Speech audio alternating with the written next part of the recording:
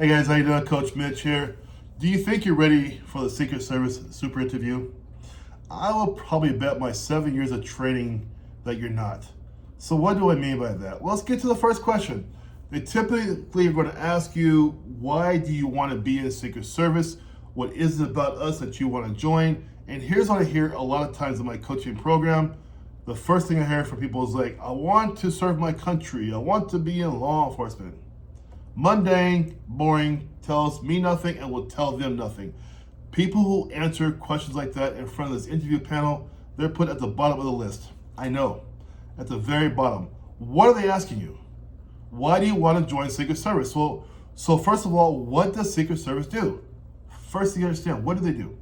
Then your answer should reflect that. It should reflect that with pure integrity on your part. I mean, the truth on your part, right?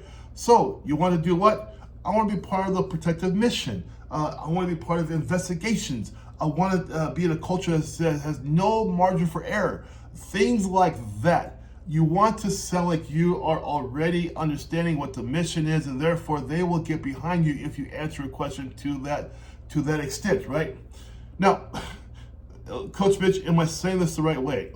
Yeah, but more importantly, number two is they're judging you on how you think. This is not about smooth talking, right? It just isn't. It is about understanding that what they're evaluating you for. They're evaluating you for judgment, for decision making, for risk awareness, for accountability, for flexibility, right?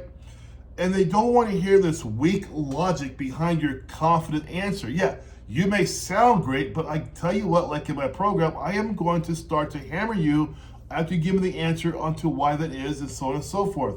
We're going to make you interview proof, so they say this person has it together inside and out. So we're going to go for the macro and also the micro. Number three is rambling. My God.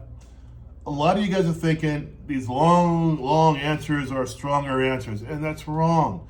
Yes, sometimes in my coaching program, I coach you to make a longer answer on purpose because that's what it's calling for, understand? However, it doesn't always mean it's the best answer. That's why my program is customized for each person who joins my program. Now, rambling tells them a few things.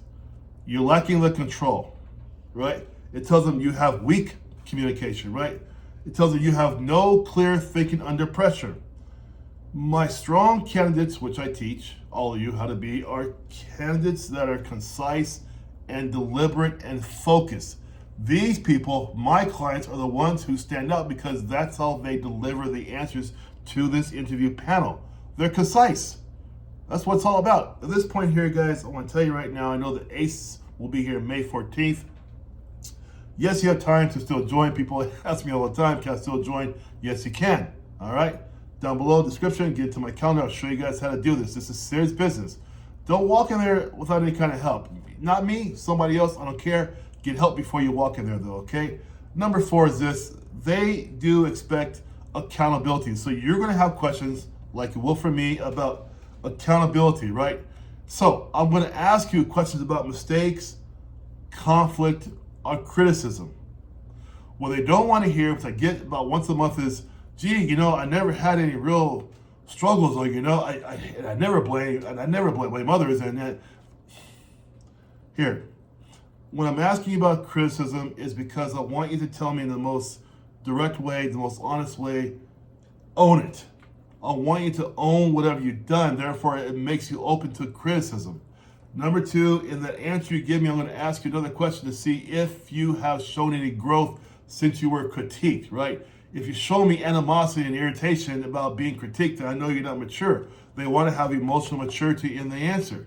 This is why I teach the way I teach. Another thing too, I want you to explain the correction. So you got critiqued, I get that. Now we got to get into the minutia, the micro view of it. How were you critiqued and what were you critiqued on? Explain to me what happened. Because I want you to explain to me and demonstrate to me maturity. The reason why is because they too are going to want maturity out of you. They want the emotional maturity. Let me ask you a question. How often do you hear Secret Service in the news on YouTube doing stupid things? Not very much, because they have disciplined people right from the interview on up. That's what happens, okay? Now, The examples I give you have higher stakes on purpose than your normal interview. The reason why is because I want you to understand what's happening. So I might ask you a question, you might give me an example, but then I say, no.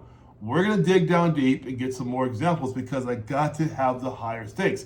I don't want to hear stuff like minor customer service issues or small scheduling mistakes or basic teamwork stories. No, that's not going to cut it. Let your competition give those weak answers and they won't make it. But you, though, I'm going to teach you how to use from your own life pressure situations, leadership moments, difficult decisions, ethical responsibility. That's a big one already in my program. Ethical responsibility. We hit that point time and time again to make sure you're ready. Conflict resolution with what? Consequences. That's a huge one.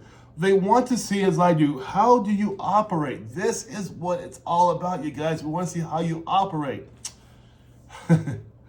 Last thing I want to tell you, and I want you guys to understand this very clearly. They're watching you and for your presence the whole time. They're watching you to be composed, professional, listening skills, confidence without arrogance, emotional control. So what am I telling you guys? Before you say one word, your interview starts before you get a question. Because when you walk into that room, guess who they're looking at? When you sit down, guess what they're checking out? If your hands move, your knees move, you look around, you look nervous, they're checking all that out. It's important, you guys. Most candidates out there are preparing answers. Great, good for you, yay. But strong candidates who I teach prepare how to think, speak, and carry themselves. And this is the difference between my winners and the guys who don't win. That's what it is. If you're serious about the Secret Service Super Interview, let me know. I'll show you how to do it. Take care. Bye-bye.